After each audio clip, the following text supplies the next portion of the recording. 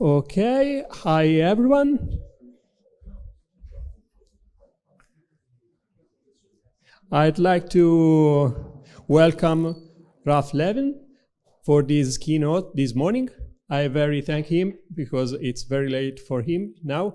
So just to avoid any last minute glitches, it will welcome. We will see a video he recorded, and then he will ask live the question after all. So welcome, Raph. Very happy to present this keynote. Thanks for inviting me. I'm sorry I can't be there in person, and that you'll be watching the video that I recorded, but I certainly hope that you find it informative, and then I will be here and be very happy to answer questions afterwards. So enjoy the video. My name is Raph Levien. I work as a research software engineer on the Google Fonts team. I work on GPU font rendering, UI technology in Rust, and some other interesting things.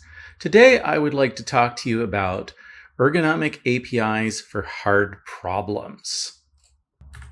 So in this talk, I'm going to start by giving a little bit of background on designing a UI toolkit in Rust, some of the things that make that an interesting problem. A little bit of a history of past approaches, because I've been working on this for quite some time. Then some patterns that are tempting to use, but that you really want to avoid if you can. Then I'll go into the Xilem architecture, which is what I feel is a really good solution to this problem.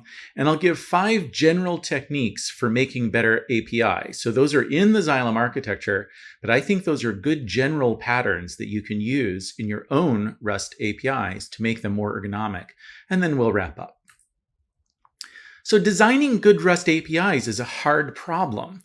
The Rust language is powerful. There are a lot of features, a lot of capabilities, a rich type system, but it is not always easy to adapt problems into really easy to use APIs. And one of the things that makes that particularly challenging is that even if you have a good pattern from some other programming language, adapting it into Rust might not work well. Rust, you can express mutable shared state, but that is not ergonomic. If you do that, if you use interior mutability, then there will be all kinds of problems, including the possibility of failing at runtime. And the same is true for object-oriented inheritance, which is a very common pattern, especially in UI toolkits.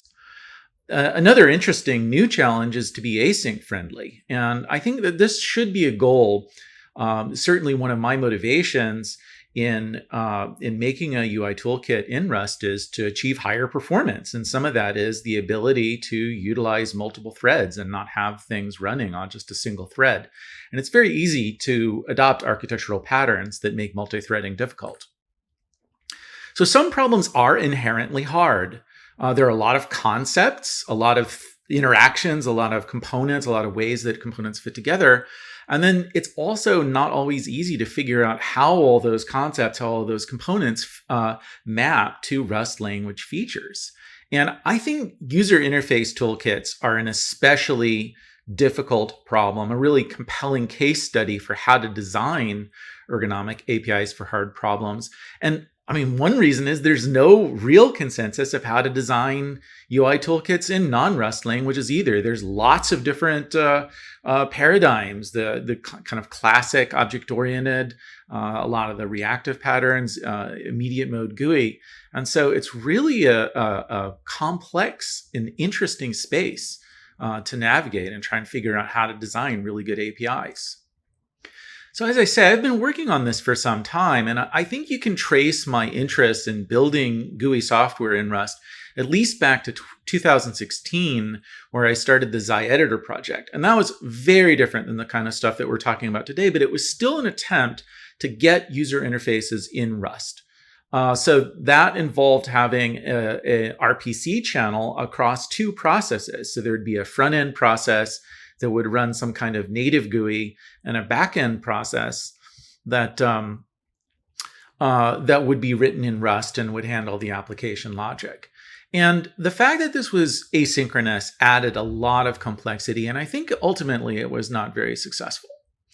Then there is the original design of Druid, kind of the first iteration of Druid, which was inspired by the entity component system architecture, which is very popular in the game world. I mean, that's used in Bevy and a number of other interesting projects.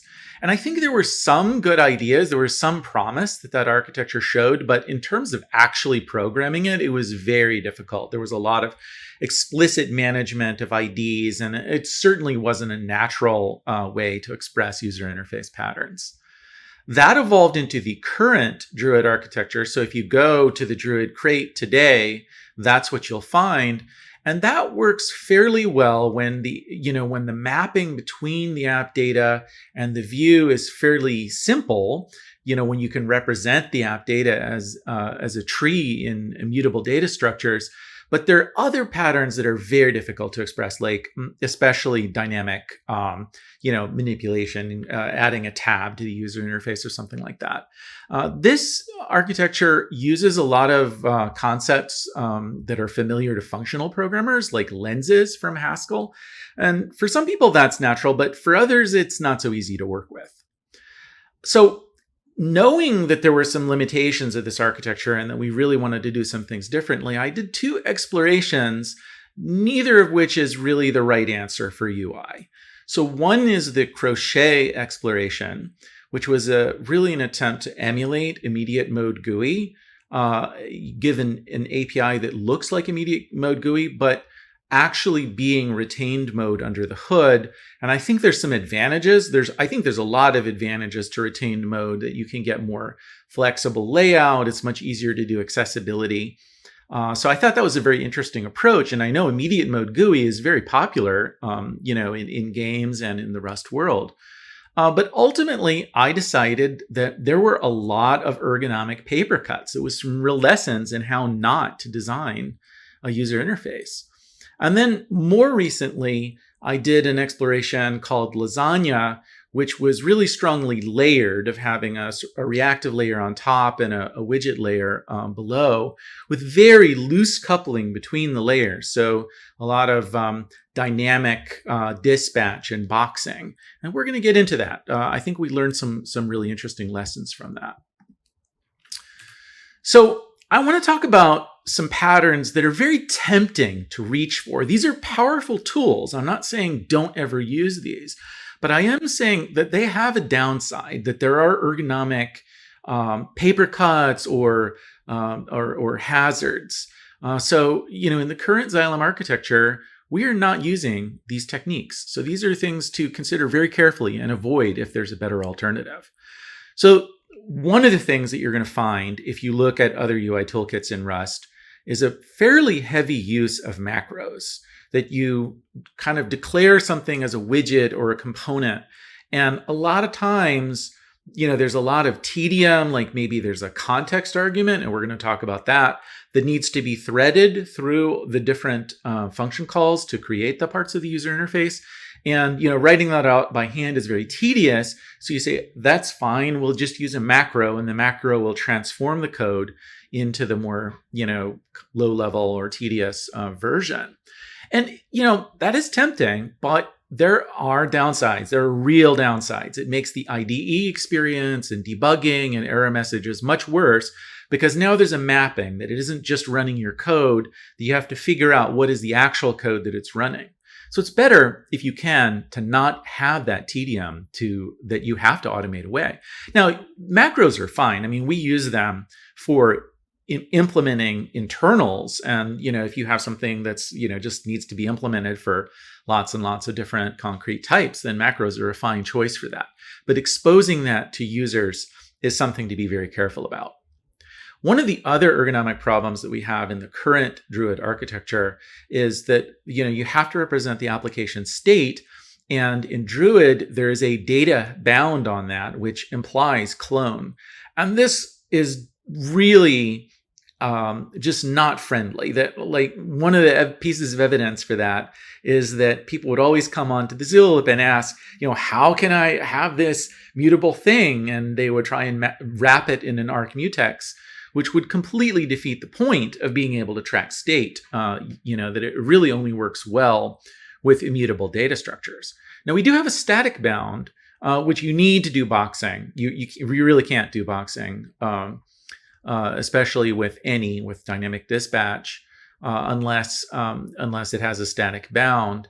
But other than that, we really try and avoid that and say your app data can be anything. It can have mutable stuff in it. It doesn't have this bound that current Druid does. So interior mutability is another. I just mentioned that. That's another very common pattern in user interfaces, because very often you have state that needs to be shared between different components of the system. You might have state that gets displayed in some widget that the visual appearance is a reflection of that state, and some other like a button or something like that might modify the state. So how do you share that state? And obviously a very common thing to reach for is interior mutability, something like refcell or mutex, arcmutex, so that you can share it across threads. And a goal of the architecture is to avoid that. And then I think a lesson from the lasagna prototype, which had this sort of loose coupling between the layers of the system, is try not to expose boxing and downcasting to end user code, because doing that manually is very error prone. It's very tedious, and it can fail at runtime. And so, having a downcast fail, it's very annoying and difficult to debug. Like, why wasn't that the type that I expected? So, boxing and downcasting can be, and we will see uses of it, powerful tools for more loosely coupling your system. But that said, it needs to be controlled very carefully. So I want to talk about this Xilem architecture a little bit. I would say that Xilem is a very strong candidate for the right way to express reactive UI in Rust. One of the pieces of evidence for this assertion is that code written on the Xilem architecture is very concise. It's very expressive as to the actual UI that you're trying to express, and has a minimum of ceremony and extra steps.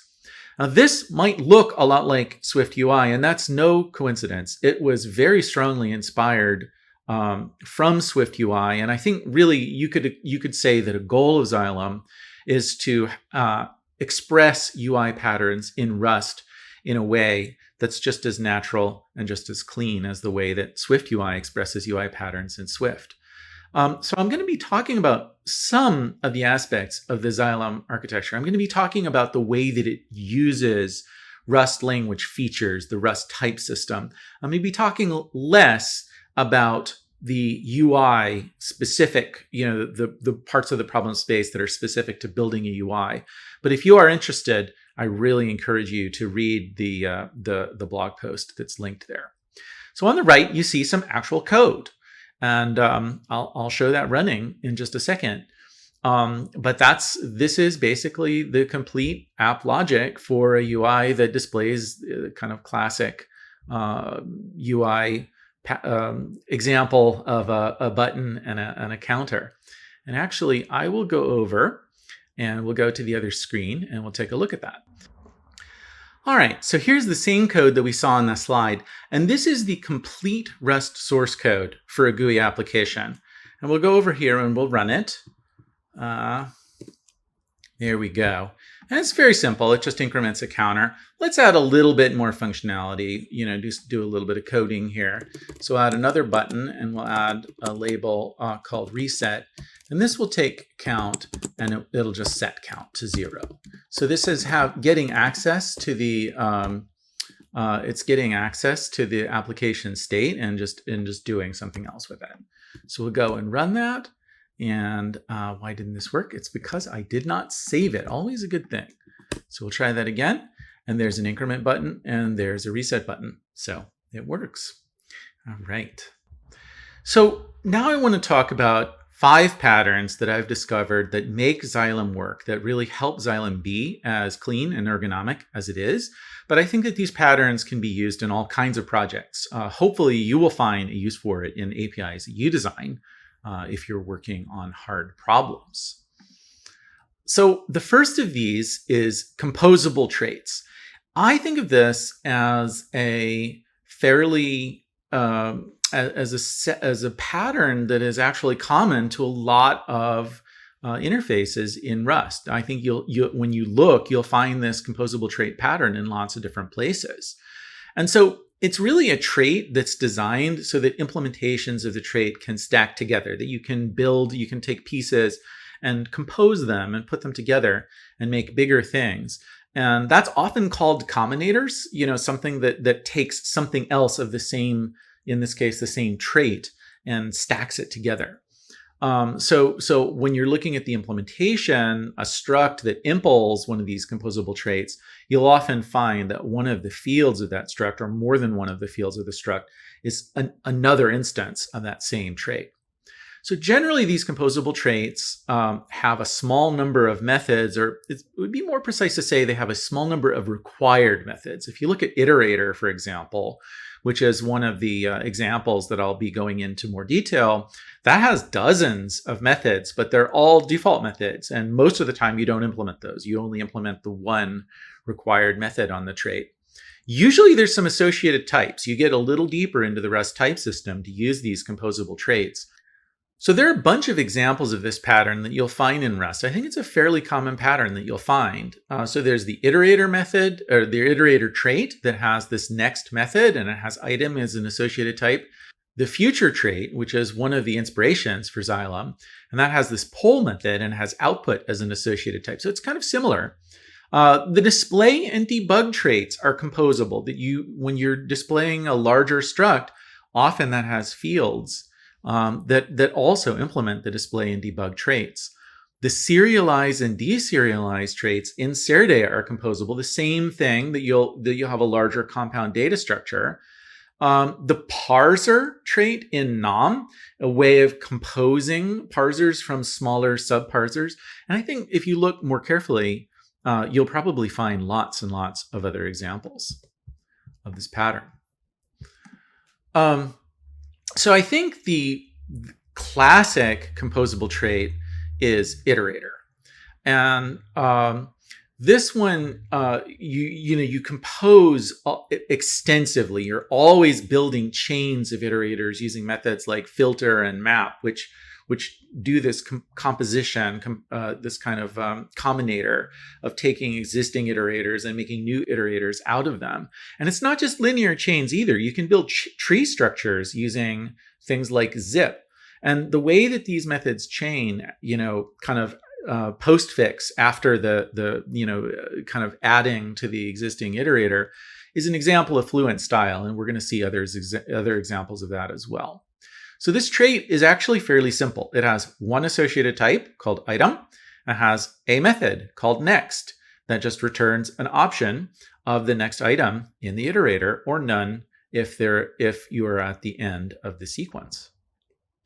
So the Xilem View trait is kind of structurally similar to a trait like iterator or future, but it is more complicated because there is a lot more going on in a user interface than just a sequence of values.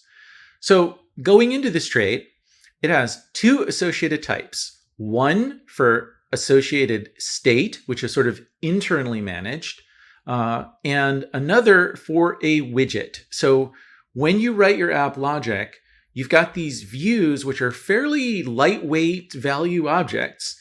And those don't themselves display on the screen, handle mouse input, and so on and so forth. They build a widget tree. And so that widget type is the type of the widget that this particular view generates. Then there are three methods. Build creates the widget and instantiates the state. It also allocates an ID, but that's a detail we won't go into. Rebuild takes an existing widget and updates it. So for example, in that counter, then it gives you the new value. So that internally is calling rebuild. And I should also emphasize, in user code, you're not usually calling these methods directly. You're not writing code that calls build, rebuild, and event. Those are generally going to get called by the framework. And the framework is going to call those methods as part of its work of getting the UI on the screen and getting all the interactions wired up. So rebuild takes the previous view state, and it also has mutable access to the associated state and to the widget, and it updates it so that it's ready to display or interact. And the last method in the view trait is event. And this does event dispatching. So when you click a mouse button, when you click that button, that is the framework is gonna call into the event method on that view. And the event method has mutable access to the app state. And that's why it's able to increment that count without having that count being represented as interior mutability. The next pattern that I want to talk about, and that you can see in the trait, is this idea of staged context. So the idea is that the trait implementation itself, like when you create a button view, that's little more than the string and a closure of what the button should do when you click on it. But the methods, if you go back to the methods on this trait, the build and rebuild methods take this context argument.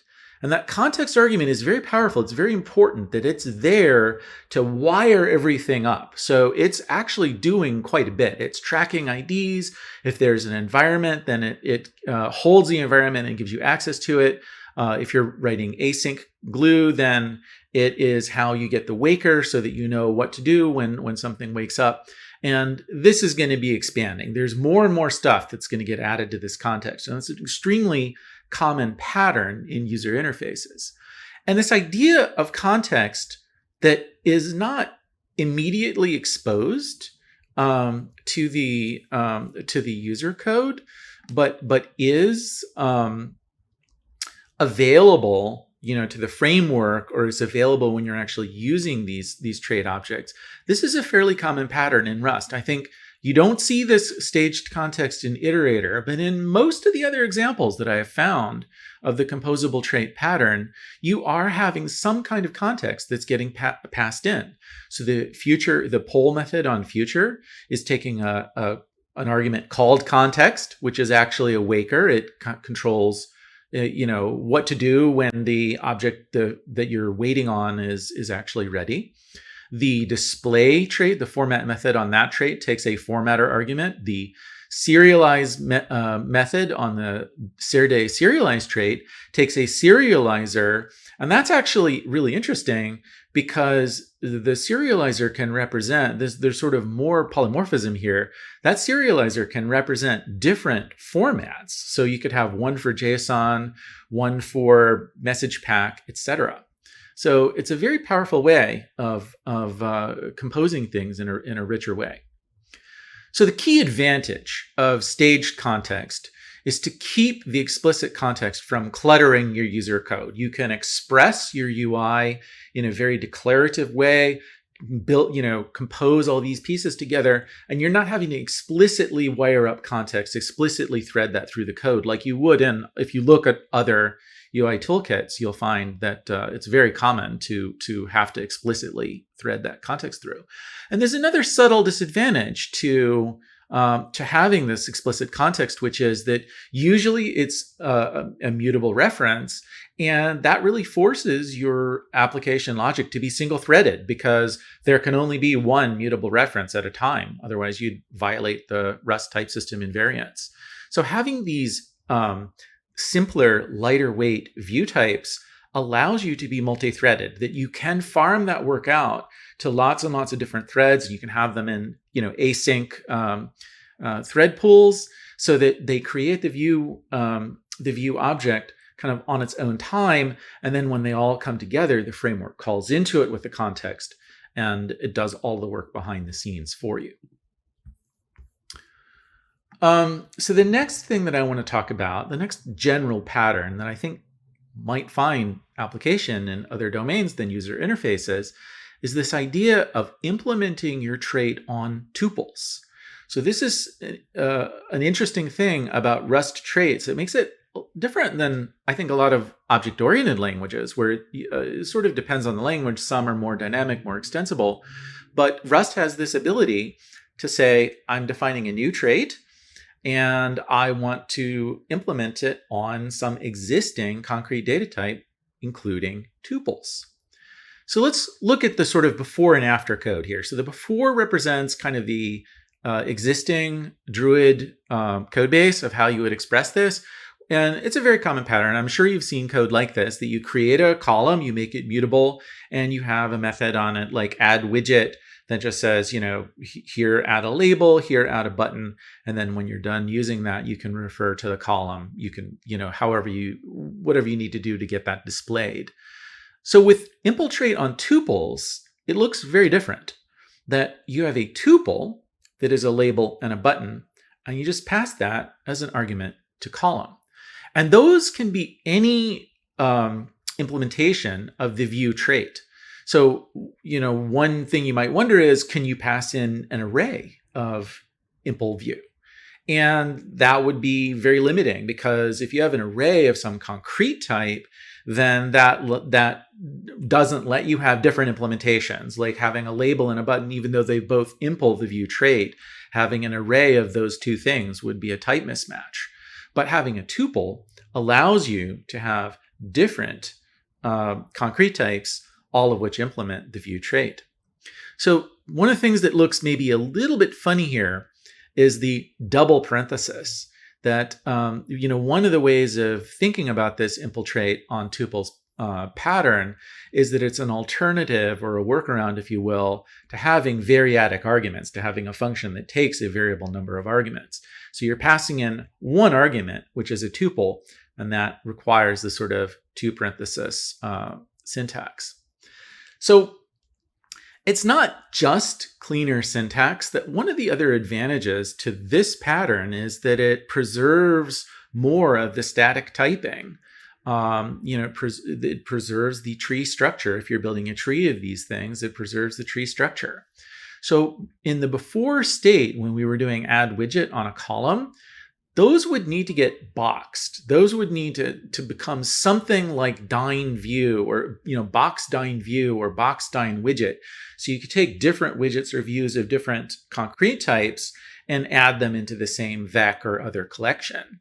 But with tuples, it has type. If you go back to what is the argument of this column, what does it take? It has type label column, label comma button as a tuple. So it preserves more of the static typing, and that in turn gives you stronger invariance, lets the compiler do more work at compile time rather than at runtime. So in the Xilem architecture, tuples implement the view sequence trait. So a view represents one component of the user interface, and a view sequence represents some sequence of components. And then you would lay those out in a column or a row, or maybe there are other containers, grids, and so on and so forth that lay that out in different ways. And so again, it's really the framework that is building this widget tree, and then the widget tree is doing all of the user interface functions like layout and painting and handling of mouse events, keyboard events, and so on and so forth.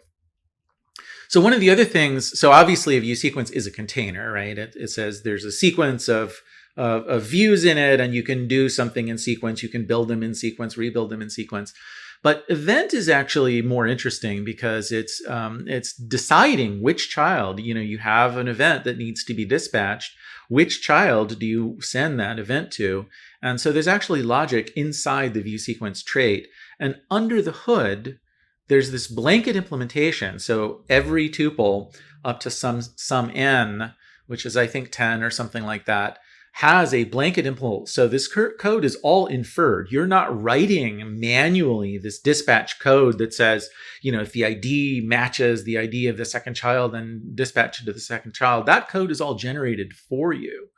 And I think that's really powerful and really ergonomic to use, because anything that reduces the burden on the user of your library is a good thing.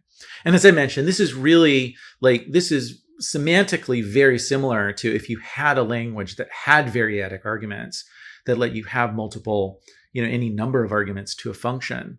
It's really similar to that, but really spelled with a different syntax. So another thing I want to talk about, and this is very common in Rust, this is certainly not in any way unique to the work that I'm doing, is this Fluent API, which is very also related to the builder pattern. So in the way that tuples are an answer to variadic functions, the builder pattern is an answer to optional parameters. And I'll give an example to motivate this. If you have a text entry field, a text entry view, there might be a lot of options that get used fairly infrequently. Like there might be a password mode that that hides the actual string. And 99% of the time you create a text entry, you don't want password mode. So if this was created by a function and you had to have lots and lots of arguments, you'd have is password : bool, and then every time you created a text entry, you'd need to just pass that false in, which would be really, really annoying. So what the Fluent API builder pattern kind of style lets you do is to say, just create a text entry. And by default, it has the most common, most of the time it's not going to be in password mode. But there is this optional way of setting that where the Rust code looks like this. It just takes self, it mutates some state to do that setting, and then it returns self. And the reason it returns self is so that you can chain these. So if you have lots and lots of options in a row, you just put them on there. And then it's not a coincidence, that also resembles pretty strongly the way that you chain iterators together. So if you have this Fluent pattern where you're chaining methods onto an expression. So for example, in Iterator, you would say .map, .filter, and so on and so forth, but you want to do the same kind of things in a UI. So for example, you might want to add padding to some existing view. And so be very nice. If you have a view, if you have something that impl view, then you just say .padding, and that adds padding to it. So there are a couple of different ways of doing this. And I think what I personally like is that you create a new trait, in this case called viewExt for extension, and you have a blanket implementation. So that trait is implemented for every V that implements the view trait. And then that has all these methods in it, like padding and color, background, whatever you want to add, that wrap a view and change a behavior in some interesting way. Now, one of the things about this pattern that is maybe a little less known is that you have something that looks like specialization that's possible. Like, let's say that you have a label, and let's say that if you add padding to the label, you don't want to create another view around it, that you just want to directly set the padding on that label. And so one way to do that is that you just go into impl label and you just add a padding method on it.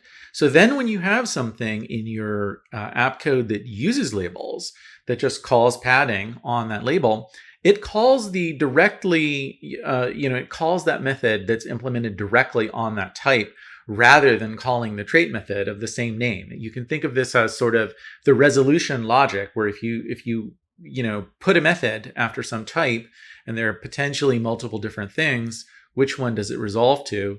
It will call the method on the concrete type. Now, if there's type erasure, which we're going to talk about in next, actually, you don't get that. So it's a trade-off. Like, if this is just an optimization to make things, to kind of use the compiler to make things a little bit more static, then it's fine. But if you're really relying on it for your behavior, then you might want to think about different alternatives. And one of those alternatives is that you put all these things as default methods in the view trait. So you could just say, there's these required methods, which I set out, but then there can be all these things that are kind of fluent, that are default methods, and you would almost never override them. Although in this particular case of label, you might want to do that. And those, if you do it that way, then you do get the trait method even when you have type erasure. So let's talk about type erasure.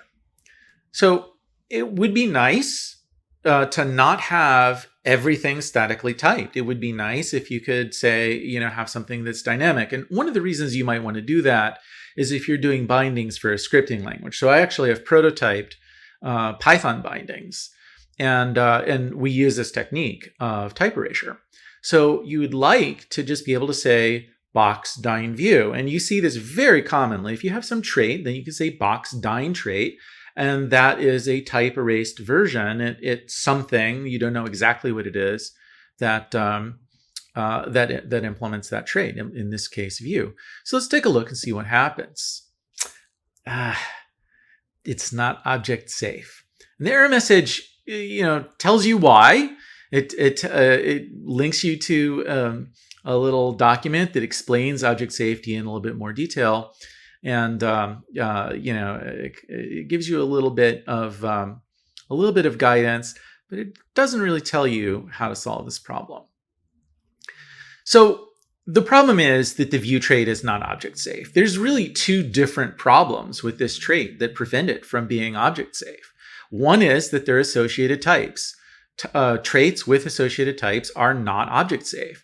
And the second problem, even if you fix that, the second problem is that this rebuild method takes this previous view, the kind of, so that it can diff against the previous state of the view. And that's the same type, right? If you have a view, a button view, and you want to compare, is the string of the button the same as the last time around, you just want to look at the string, the label field on that button. And so it needs to be the same type. And again, that violates the rules for object safety. The good news is it is possible to do optional type erasure even on these more complex traits that do not satisfy the object safety rules.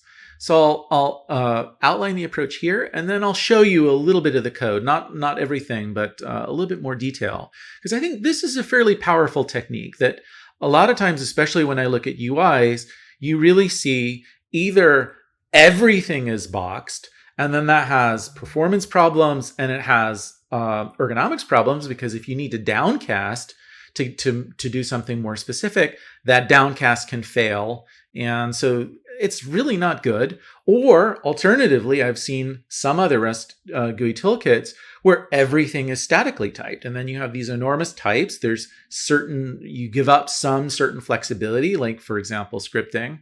And, there are use cases where you really want that type to be erased. So what do? We create a new trait called AnyView, which is a combination of any and view. The state and the widget, which are the associated types, are boxed. Then we do a blanket impl. So again, all of this code is going to get inferred, that you do not have to do, like you might see in other Rust code bases, that there's some macro that you have to like impl something bang in order to get all these methods added. But in this pattern, all of the extra methods for doing an optional type erasure are inferred. So if you have a type that implements the view trait, then it can be boxed into one of these AnyViews. And then last, we impl view for AnyView. So once you have box dyn AnyView, actually that's impl view for dyn AnyView, and that lets you use it. That lets you compose it with all these other views in the system. So let's go into the code and look at it in a little bit more detail. So there's a bunch of methods on here. So there's a new method called asAny.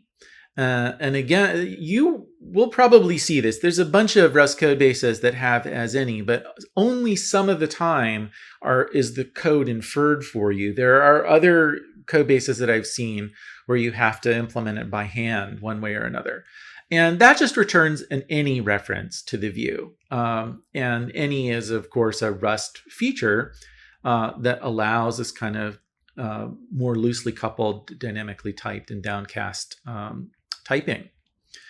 The other methods are replaced by versions that don't refer to the associated types.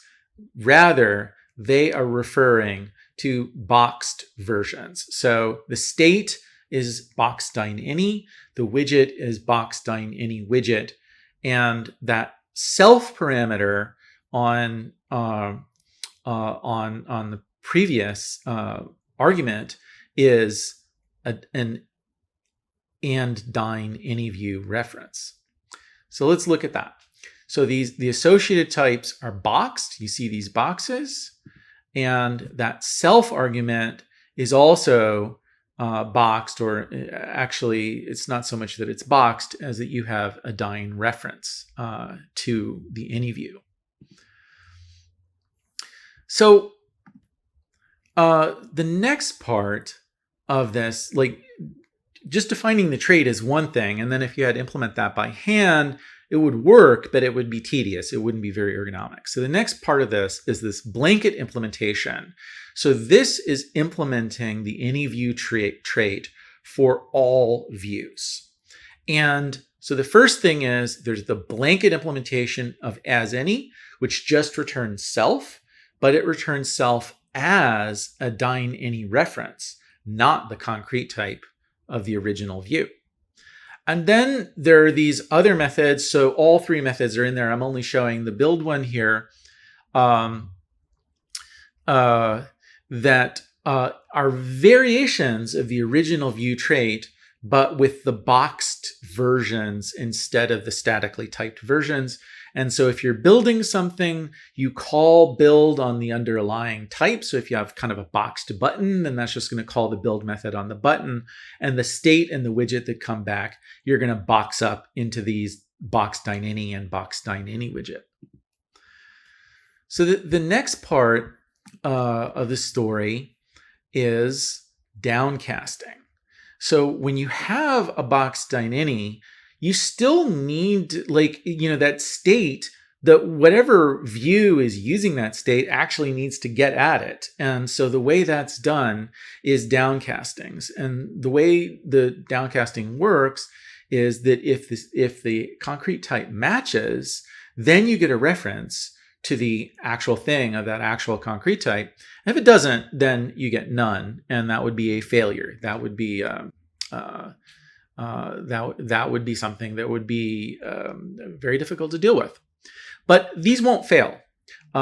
This code is inferred, and the way that it's implemented, you're not randomly exchanging different boxed things around so that you create it with one type and then call, build an event with others. It's always going to match up because it's the framework that's doing this. So that's hidden from users. If you gave users direct access to these boxed things and say, okay, you need to downcast, you need to say, I want to access the state, I'm going to downcast it to the type that I think that state is. That's something that may or may not fail. If you don't put it together right, then you could see failures, runtime failures. So that's what's happening here, that it's taking these boxed, these kind of dynamically typed things, it's downcasting them. And then from those downcasts, it's getting the concretely typed objects, and it's calling, in this case, like the rebuild. If that's a boxed button, then it's going to call the rebuild method on button, and it's going to give it the state that button expects, and it's going to give it the button widget that the button view expects. So this is not, in this particular, most of what I've shown so far is actually pretty close to the real code. It's a longer, more complicated method. So if you want to apply this pattern yourself, you want to figure out the details, then go take a look at the implementation of AnyView in the prototype. All right. So those are the 5 patterns that I've found in my explorations that I think can really help build a more ergonomic, easier to use, but also robust, it's statically typed user interface. I did not come up with all this myself. I really depended on the work of other people in the Rust community, both in the Druid universe and elsewhere. So a lot of the inspiration for the Xilem architecture is the Rui experimental toolkit by Taylor Holiday. And when I saw that, I was like, wow, this really shows that it is possible to express clean, beautiful, Swift UI-like patterns in Rust. There were some other things I wanted to do differently, but you can take a look at Rui. It's interesting. It's got some good stuff in there, and it was a strong inspiration for this work. A lot of the details, so both Olivier Faure and Manmeet Singh, have looked at the current Druid state critically and given a lot of thought to how could we do things better. And both of them have built prototypes or are working on prototypes that do things in a more, different way and really interesting. And in particular, that is the inspiration for the view and the view sequence traits. And those also have a form of optional type erasure in them that is pretty close to what I actually ended up with. So that was really important work. I'm not sure I could have done the Xilem architecture without having that to draw from. And lastly, I'd really like to thank Ben Saunders for explaining the details of async to me. And one of the goals of Xilem, I haven't really talked about it in this talk, is to integrate with async in a deeper, more fine-grained fashion. And there will be a blog post coming up. So that link is to the issue in my blog repo, where I'm still working on writing that. But all of these people really helped. So with that, I would like to go to questions, and we'll go from the recording to live questions. Thanks very much.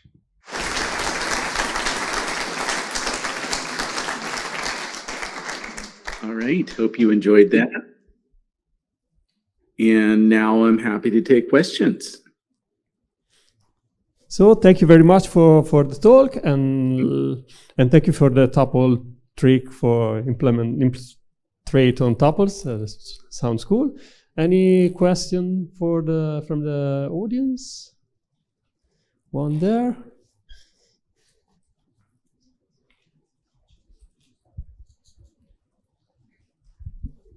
Thank you for the really good recording. It was really energetic, and sometimes the recordings are dead in these situations. So I have very limited, decade-old Android experience doing UIs, and don't let me build one.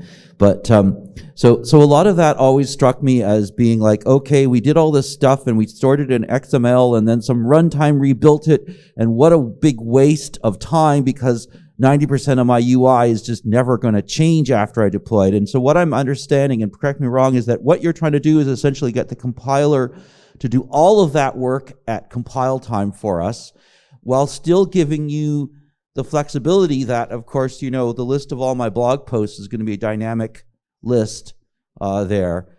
And I guess I'm a bit wondering,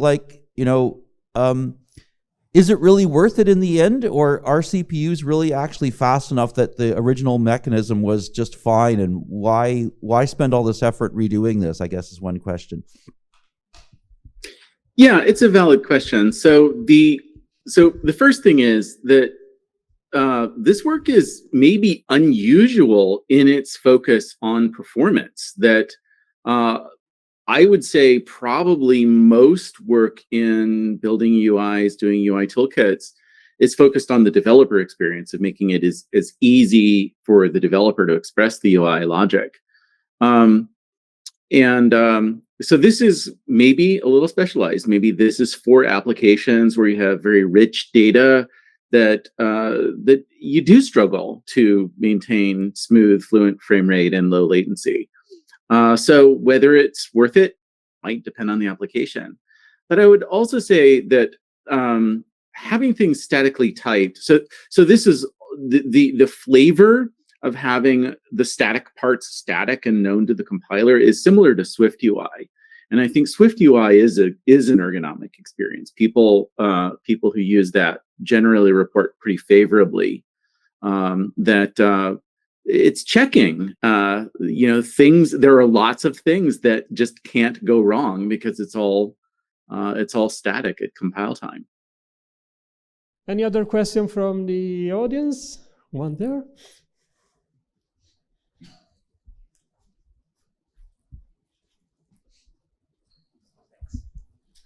Thank you for the wonderful talk. do you think that the upcoming generic associated type stabilization and maybe other things like tape alias trait impl trait, sorry, and specialization could help you to explore other kind of architectures, or you think you're done? No, that's a really good question, and I think there are a couple of facets to it. So, in terms of the view trait itself, I don't think we really need generic associated types for that, or trait. I can't remember the expansion of the acronym, but what you said. But there are other places in the broader Druid graphics ecosystem. Like, one of the places that I really want generic associated types is the shape trait in Kerbo. And there's a method in it that returns a iterator of that iterates over the shape and turns it into a Bezier path. And right now that forces an allocation because you have to return a vec. And I'd love for that to be a generic associated type so that it could return an associated iterator that would return that without allocation. So I think there are definitely places where those techniques are going to be valid.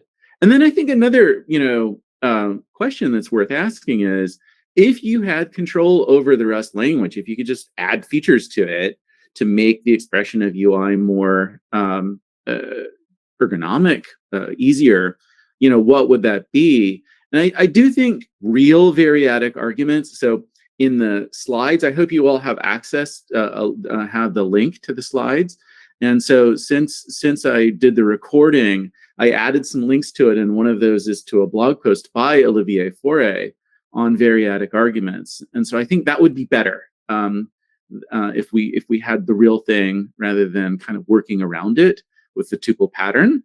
And the same is true for optional arguments. So I think there is a continuing conversation about how to evolve Rust to make it more suitable for expressing things like this. Thank you very much. And any other question from the audience there? I don't think so. So thank you very much, Raph, for your talk and for your live participation. Yeah, thanks for inviting me. Happy to